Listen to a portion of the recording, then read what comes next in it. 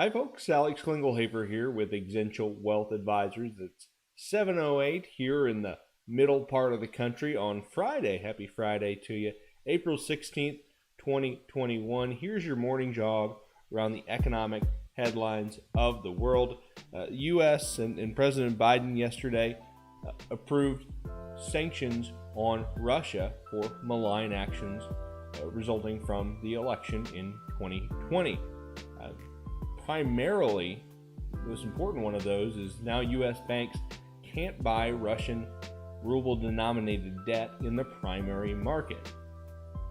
They have nothing to say about the secondary market, right? When banks buy debt, they can do it two ways. One, originally from the country that sells it. Two, they can buy it from someone else that buys it from the country when it issues debt. Given the fact that this only affects that primary market, not the secondary market, it really doesn't take away from the liquidity that Russia can access on the worldwide network of banks.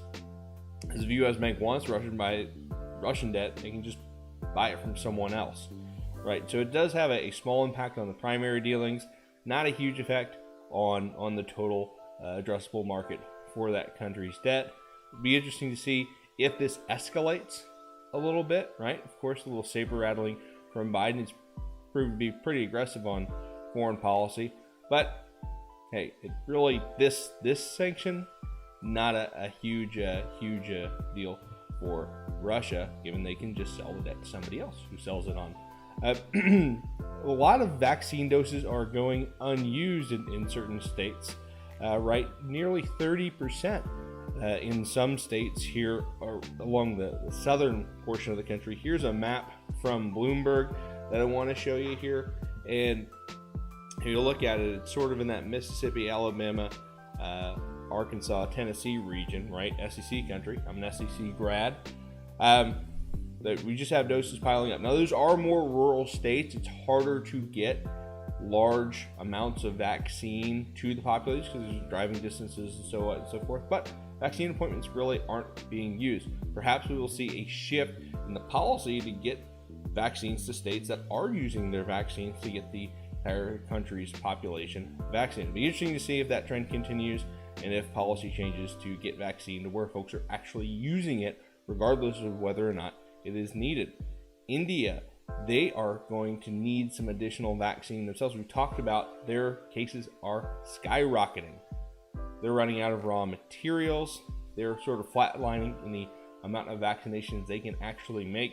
Remember, last month they put some curbs on their exports to vaccinations, to vaccines, to keep more of it home, to vaccinate more of their population, particularly in Mumbai, which is being hit incredibly hard.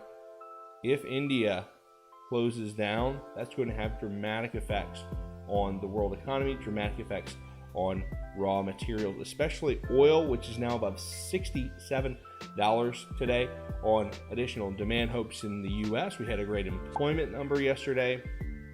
China had a GDP number that was right in line with analysts' expectations, up 18% year over year. Yeah, that's got some base effects into it, but still a very strong number, and their oil consumption is really continuing to be very strong. Their supplies are drawing down. I saw a study the other day. Oil is drawing at about 4 million barrels a day worldwide on the inventory level. So that's certainly a strong demand. OPEC is going to meet in a couple of weeks to talk about increasing output. Again, of course, they are going to increase output in May, but let's see if in their late April meeting they decide, hey, June, July, we're going to pump even more. Last, before we get you off to a weekend, Dogecoin is up 300% on the week.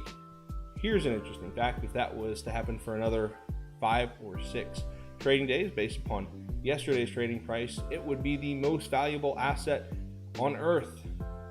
Dogecoin would be, in terms of market cap. Dogecoin. Not Bitcoin, not stocks. Dogecoin.